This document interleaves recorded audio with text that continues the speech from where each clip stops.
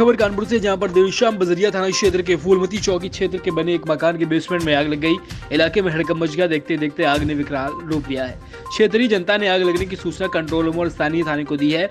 मौके पर सूचना मिलते ही पहुंची मौके पर बजरिया थाने का फोर्स के साथ कर्नलगंज फायर स्टेशन से 2 गाड़ी, लाटूस रोड फायर स्टेशन से 1 गाड़ी ने मौके पर पहुंचकर आग पर काबू पाया। फूलमती चौकी क्षेत्र में बने मकान के बेसमेंट में प्रथम दृष्टया के आधार पर आग लगने का अनुमान लगाया जा रहा है।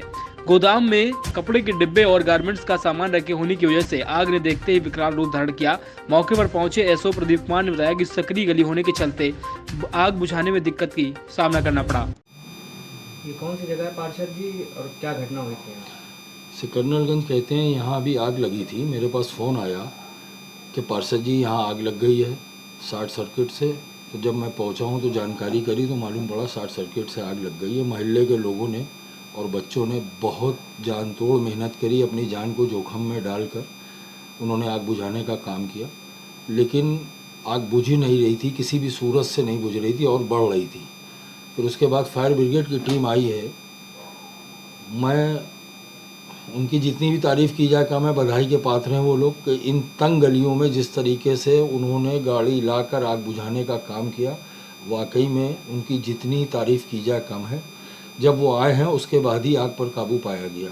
तो जब जानकारी करी तो लोगों ने बताया कि शॉर्ट सर्किट से आग लगी यहाँ पर। और उसी दौरान जब देखा यहाँ पर कि फिर मैंने केसा को फ़ोन किया, केसा की भी टीम आ गई और हमारे थाना बजरिया और फूलमती चौकी का भी फोर्स आ गया। वो सब लोग अपने अपने काम में लग गए। सब बड़ी मेहनत करी लोगों ने और फायर ब्रिगेड के आने के बाद ही आग बुझी है। यहाँ पर किस तरह का काम होता था? क्या कोई कारखाना था?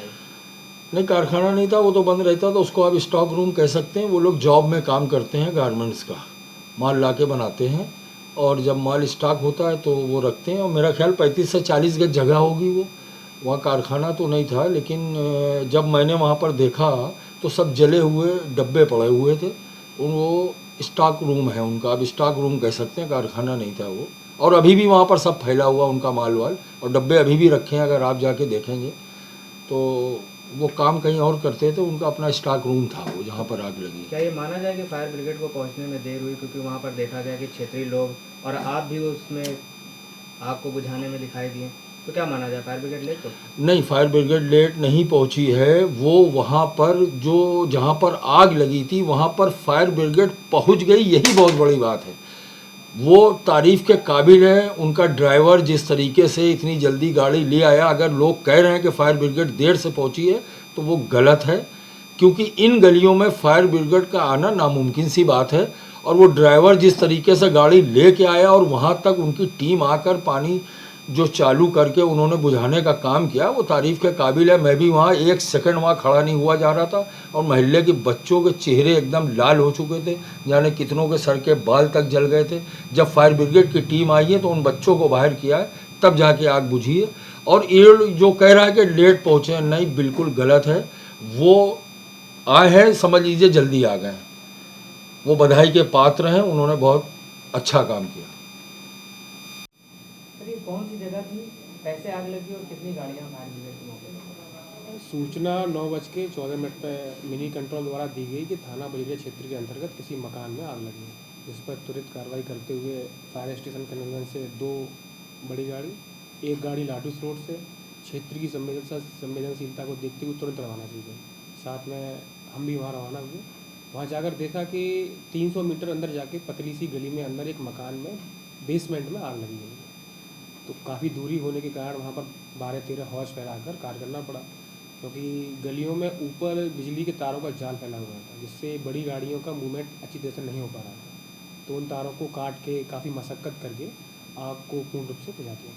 जो जगह थी उस जगह पर किसी तरह का काम होता था या लोग रहते थे, और आग का कारण क्या है?